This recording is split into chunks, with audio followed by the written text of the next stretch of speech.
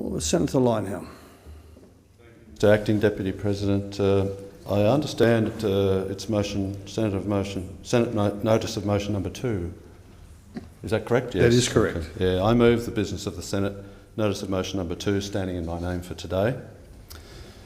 This motion would prevent the Environment Minister, Greg Hunt, from moving African lions from Appendix 2 to Appendix 1 of the Convention on International Trade in Endangered Species, known as the CITES Treaty.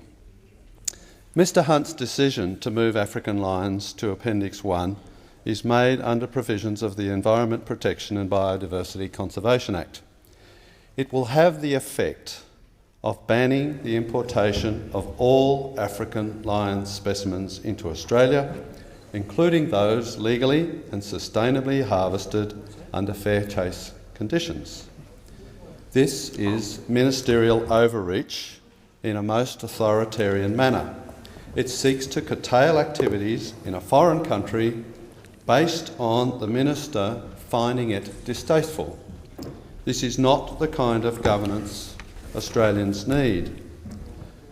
Disapproval is not a basis for government policy, and governments have to accept the fact that people do not want them interfering in their lives.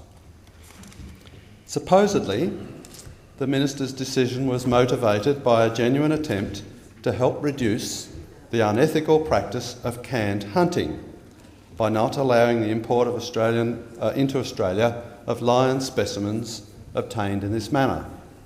The problem is, the ban will bring to an end the substantial financial support that Australian hunters provide to poor African villages via hunting fees paid in the course of legally harvested, free-range, fair chase hunting.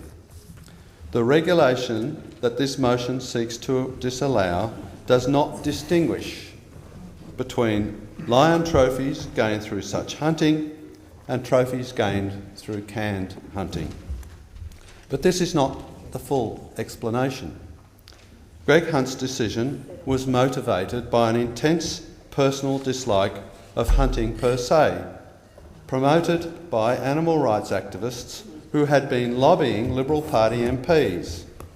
Canned hunting was just a convenient shroud to mask a ban on the importation of all lion hunting trophies.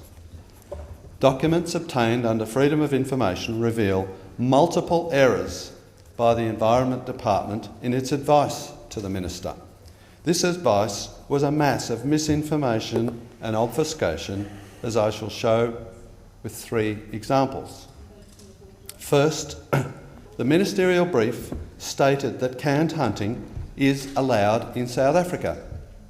This is simply not true. Canned hunting was explicitly prohibited by South Africa's Threatened or Protected Species Regulations in February 2007.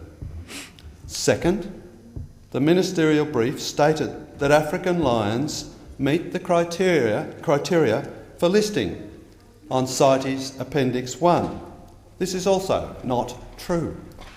A comprehensive report prepared for the CITES Animals Committee meeting in May 2014 expressly stated that the African lion does not meet any of the 3 biological criteria required for listing on Appendix 1 and is appropriately listed in Appendix 2.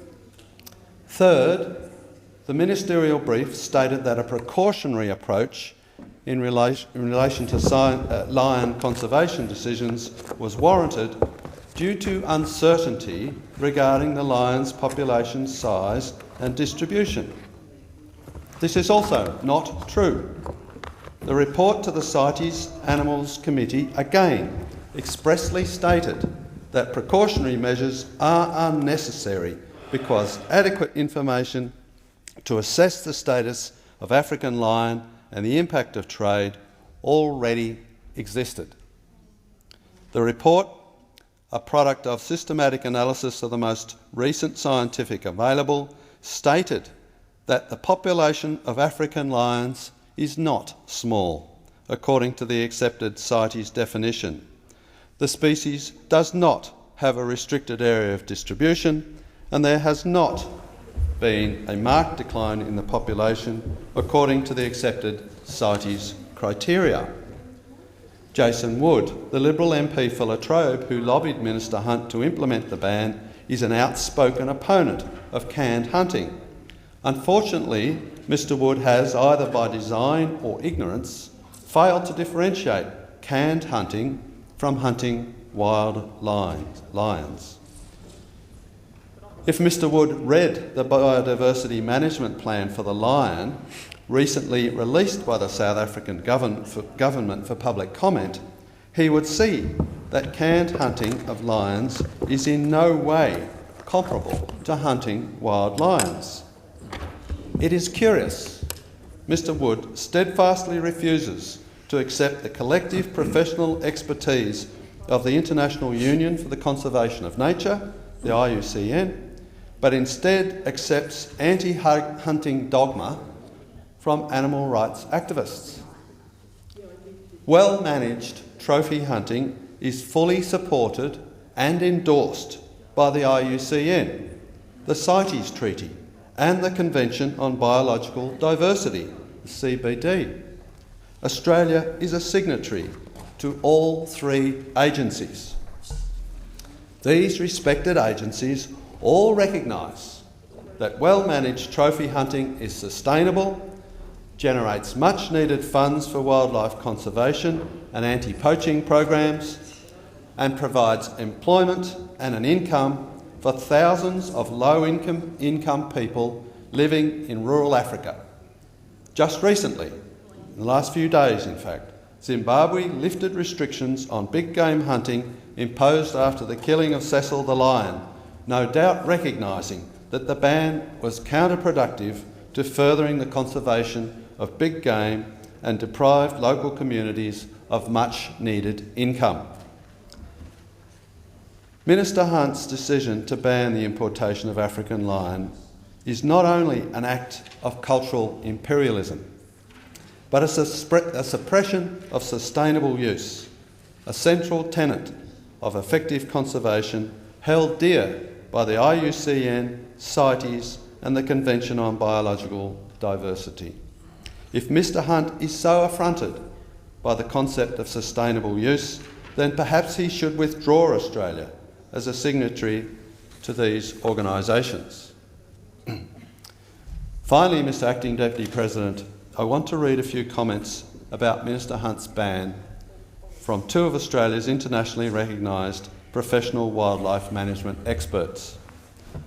Professor Michael Archer at the School of Biological, Earth and Environmental Sciences at the University of New South Wales, commenting on Hunt's announcement, said this, and I quote, "While all his prayers and ill-informed comments are probably well-intentioned, he clearly has no idea that IUCN advocates conservation through sustainable use strategies as demonstrably among the most important compatible conservation strategies. In stopping sustainable hunting, many vital programs that would continue to have positive conservation outcomes, with wildlife being valued and hence cared for by local communities, will collapse. At some point, this wisdom, which is in fact promoted by IUCN, must sink in to people like the Minister, who appear to have no understanding about the importance of conservation through sustainable use." Professor Graham Webb, founder of Wildlife Management in Darwin, said, and again I quote, "Mike Archer is 100% correct in his assessment. The real question is whether Minister Hunt is aware of the reality and chose to ignore it, or whether he is not aware of the reality and simply waded into the issue in ignorance. Another dark day for science-based and evidence-based conservation." End of quote. Mr Acting Deputy President, today I have outlined the ill-informed basis on which this decision has been made and how Minister Hunt has turned his back on scientific evidence and fact. Science and evidence must prevail over misleading emotive rhetoric, which has served conservation matters so poorly in the past. For the sake of lions and their survival, I urge senators to support the disallowance motion.